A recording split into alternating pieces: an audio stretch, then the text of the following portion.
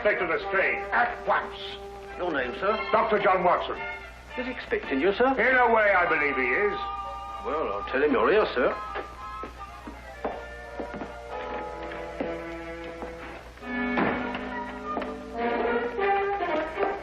You can go in, sir.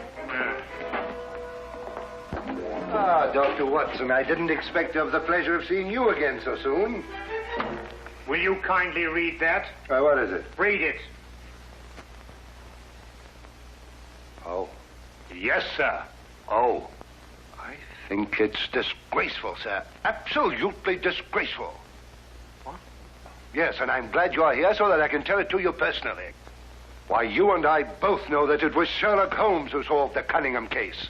If it wasn't for his brilliance and his persistency, the facts would never have been brought to light. And I think it's scandalous, sir, that the newspapers should have given me all the credit and said so very little about his magnificent achievement. What do you think, Doctor?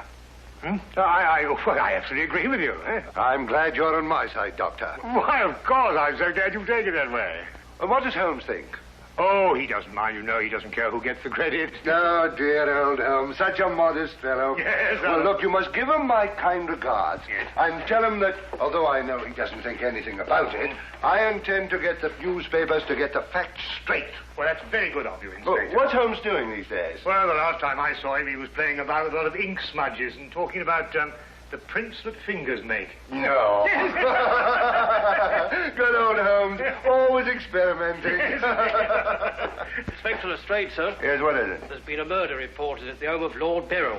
What, Lord Beryl of the Foreign Office? That's him, sir. I'll be right with you.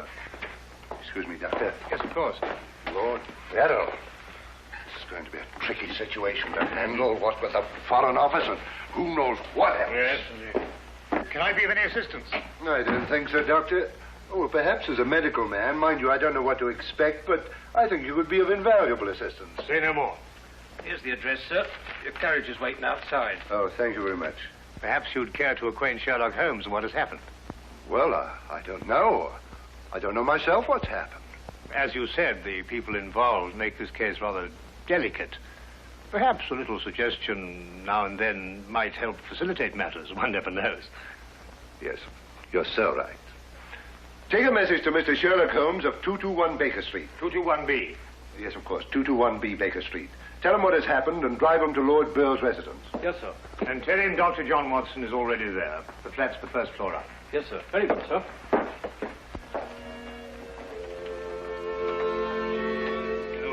221B Baker Street.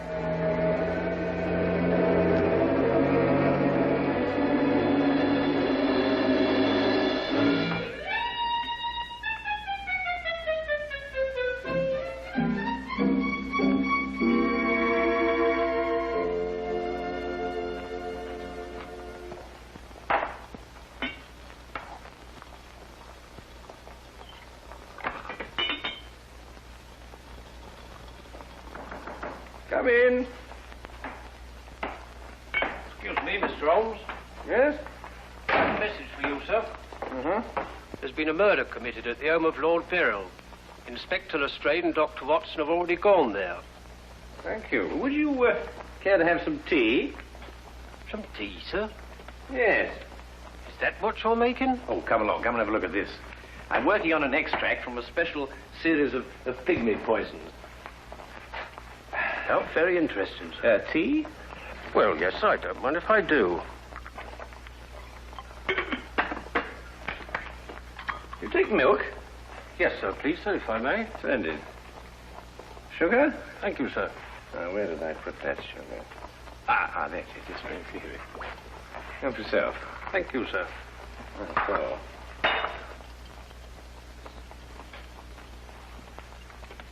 What's this you're doing here, sir? Well, I believe that certain poisons, if taken in the correct doses, can actually have beneficial rather than fatal effects. Now, that's very interesting, sir. Yes, it is, isn't it? What's all this over here, sir? Oh, that? Oh, those are some tropical leaves. They were sent to me by a friend of mine who hunts in that part of the country. The essence, you see, passes through this tube, down here and across the table, and is condensed in that retort there. And what's that stuff in the bottom there? That's lime. That acts as a catalytic agent to combine the essence of the leaves with a dark, tar-like substance, which you can see at the bottom.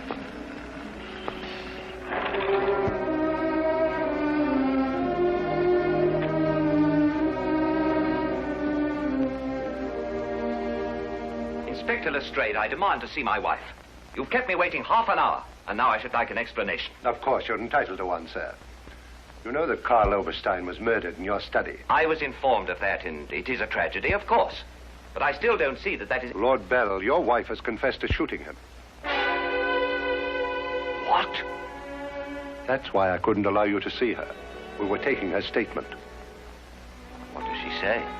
Apart from the actual confession of murder, she refuses to say anything. You may go in now if you wish, Lord Beryl.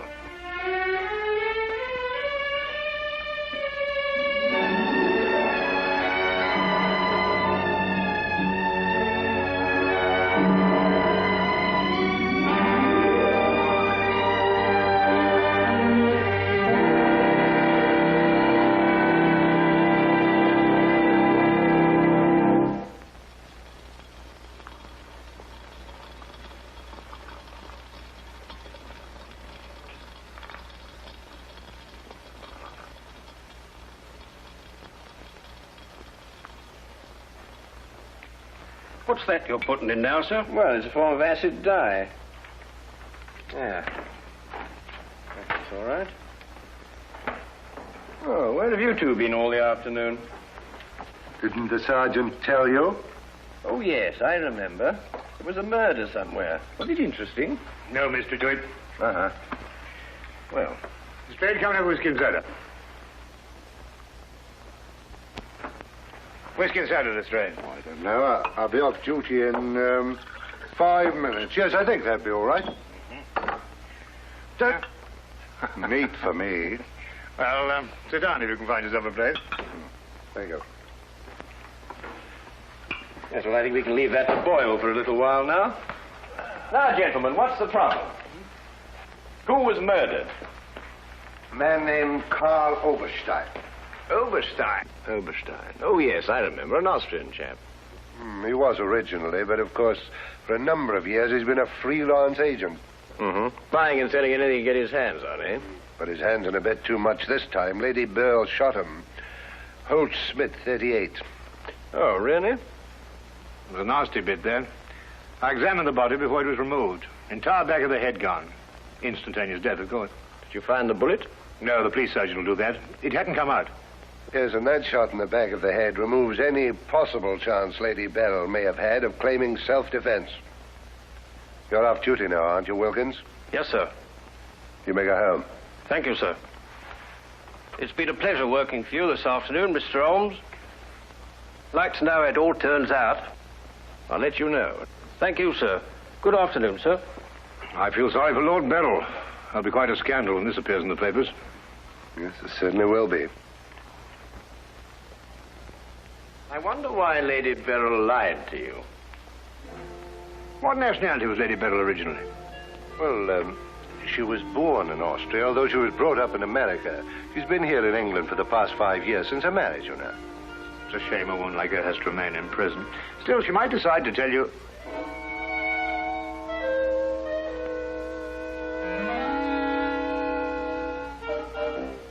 What did you say? I beg your pardon? What did you say just now? I didn't say anything. Oh, yes, you did. You said, I wonder why Lady Beryl lied to you. Oh, that? Yes, what did you mean? Nothing, except, of course, that Lady Beryl didn't shoot this chap Oberstein at all. But she confessed to it. Nonsense. She didn't shoot Oberstein because Oberstein wasn't shot. His head was bashed in with a blunt instrument. The revolver you claim was the murder weapon actually belonged to Oberstein. She found it lying by his side and pretended she'd done it in order to shield her husband. She's no more guilty than you two are. Would you hold that like a good fellow, please?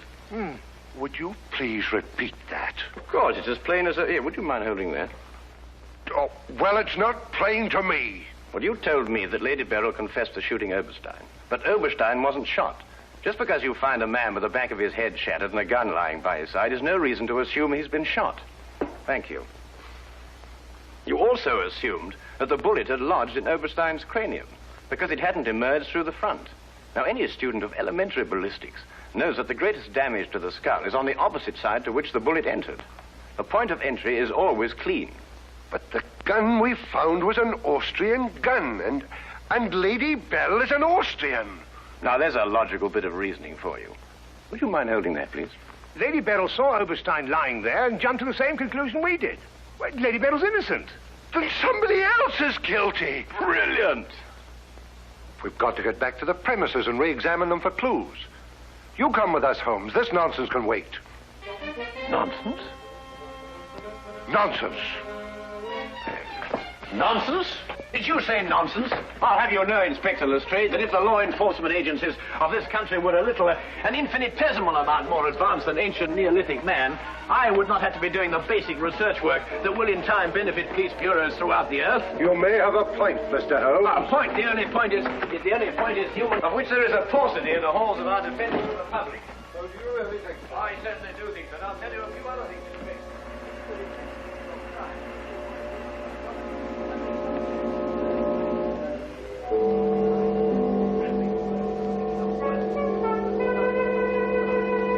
Dependent, 90% on the good memory. Details, Lestrade, those are the things. Well, she's in here, and normally I'd detain her for confessing to a crime she didn't commit, but, well, what with the Foreign Office and all that, I don't believe I will. No, Lestrade, you don't want to hold her. Much easier to solve the crime if she's out. Exactly. Inspector Lestrade.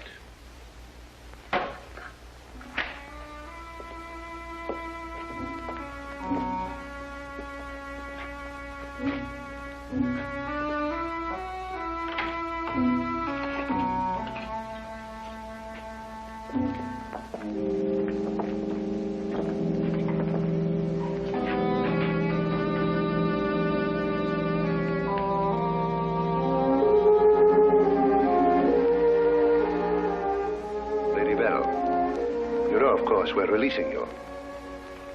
So I understand. Do you know why? No. We've been able to prove that you didn't commit this murder you confessed to. I see. We would, however, like an explanation as to why you confessed to this crime.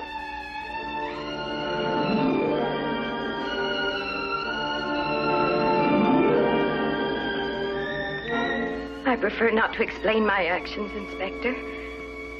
You realize, of course, that your actions are in themselves punishable and that we could detain you. I see. You still prefer to make no statement? That is correct. Very well, Lady Beryl.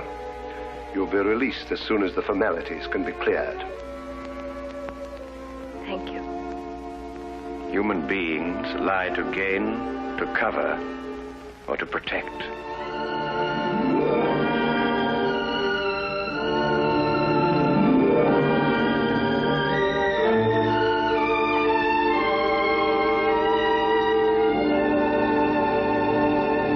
I don't know how to thank you, Mr. Holmes.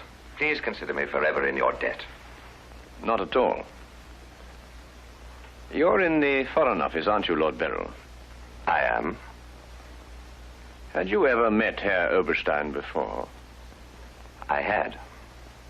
Exactly when? Last week. For the first time? And the last time. I see. I believe it was his habit to offer large sums of money to men in key positions for the information they may have had in their possession. I believe that was his habit, Mr. Holmes. Thank you. Oh, Lord Beryl, while your wife is on her way here, I wonder if I might look at the premises of the crime. Well, of course, of course. It happened in the study. With your permission. My house is yours, sir. Thank you.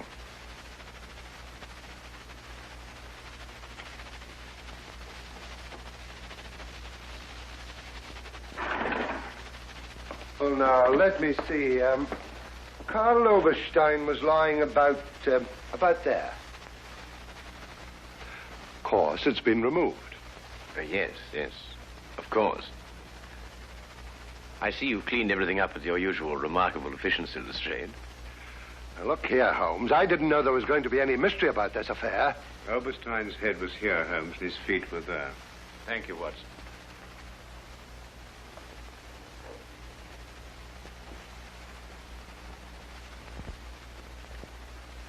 Where was the gun lying? To the left of the body. Nearer the head or the feet? Nearer the head. Was Oberstein face up or down? Face up. I had to turn him over to examine him. Has there been any effort made to gain forceful entry into the house? Well, none was reported. Why? Lord Beryl, do you use glasses when you read? Yes, I do. These? Are they your only pair? Yes. Who first discovered the body? I believe my secretary. Is he here? Yes. I'll call him. Thank you.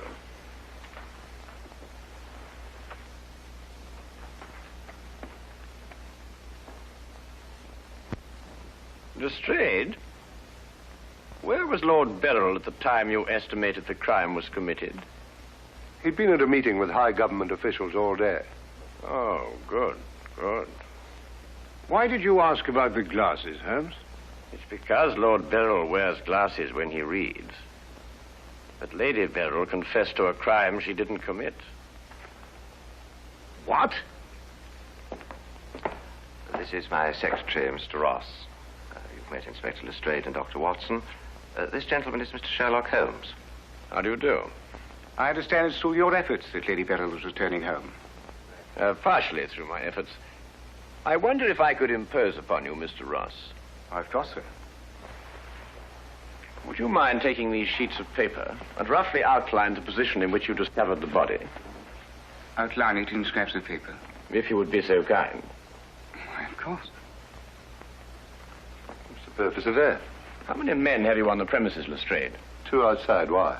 Good, good. I wonder if you'd mind taking them into the garden behind this window and making a thorough search of the premises for a radius of 30 feet. Looking for what? Anything that doesn't belong in a garden. Are you serious, Holmes? Completely.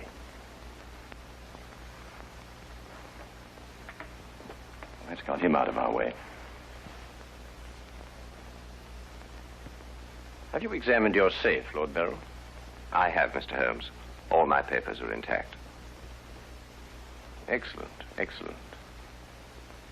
Does Mr. Ross have the combination to your safe? Yes? There's been no question of robbery. Of course not, Ross. One must ask these questions in an investigation. Of course. Good afternoon, Lady Beryl. Nina, my darling. How are you? I'm all right, George. Quite all right. You must rest. This experience must have been horrible for you. It's all right. It didn't last long enough to be too difficult. I don't know how, but Holmes has solved the entire thing. Has he really? Not entirely, Lady Beryl. Not yet. Do you expect to? I can only hope to. Mr. Holmes, if there's anything I can do to help. If it would not be too much of an imposition, Lady Beryl, I would like you to retake the position in which Mr. Ross discovered you when he entered the room. Mr. Holmes, my wife has had a harrowing experience. Please consider her nerves at this point. You're forgetting, Lord Beryl, that your wife confessed to a crime she didn't commit. The circumstances are somewhat exceptional. But if Lady Beryl would rather not... It's quite all right, George. Now, let me see.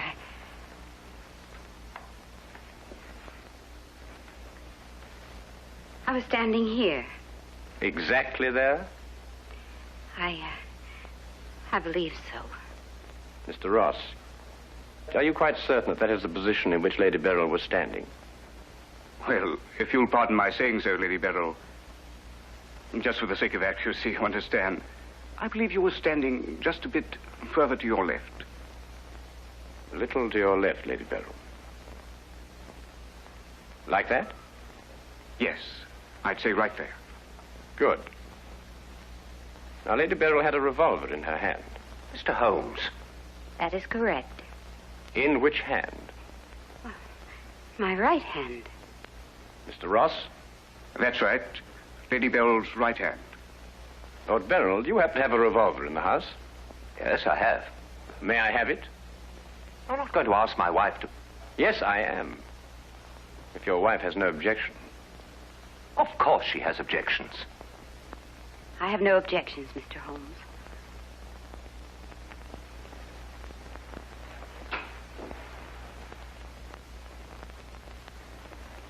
Ah, excellent. A .38 caliber. Do you notice, Watson, that it's patterned very closely after the Schmidt-Holtz, the revolver in question? Lady Beryl, is that the way you held it? I believe so. Mr. Ross? Yes, it was like that. Mr. Ross, I'd like you to think very hard. A great deal depends on what you're going to say now. As far as you can remember, that was the position of Herr Oberstein's body? Yes. And where in relation to Herr Oberstein's body and Lady Beryl were the broken eyeglasses? Over there. There? Yes.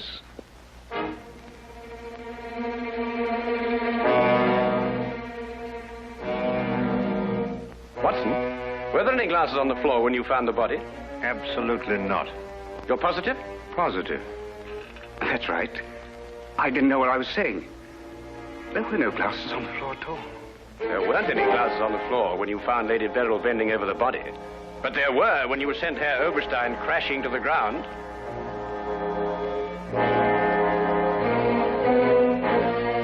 Before you run, Mr. Ross, look at Lady Beryl. I don't understand this, Mr. Holmes. Oh, very simple, really. Herr Oberstein approached you with an offer to buy Foreign Office secrets. You threw him out. Then Ross contacted him, prepared to sell him the secrets. Oh, there's nothing missing from the safe. Of course not. If you sold anything, you'd have been found out. Herr Oberstein came here expecting to buy. You opened the safe, showed him the papers he wanted. He put his glasses on to examine them. And then when he paid you, you smashed his skull in. He fell, breaking his glasses. His revolver dropped from his pocket. Then you replaced the papers, pocketed the money, and left. It's a lie. Why, you filthy... The unfortunate point occurred when Lady Beryl discovered the body. You read the evidence incorrectly. I thought the gun was my husband's. Similar, but not the same. And the glasses. A very common variety of frame. You gathered up the pieces, except a few fragments, and threw the frames away. Yes. Then you lied to protect your husband. Yes. Nina. Brilliant, Holmes. Absolutely brilliant. Thank you, Watson.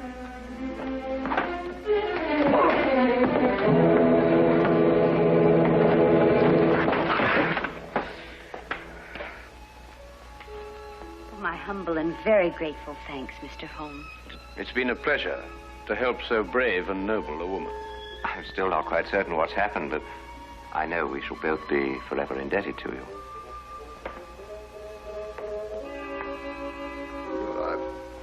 Searched the whole garden, Holmes. Couldn't find anything but this old pair of glasses. They're broken at that.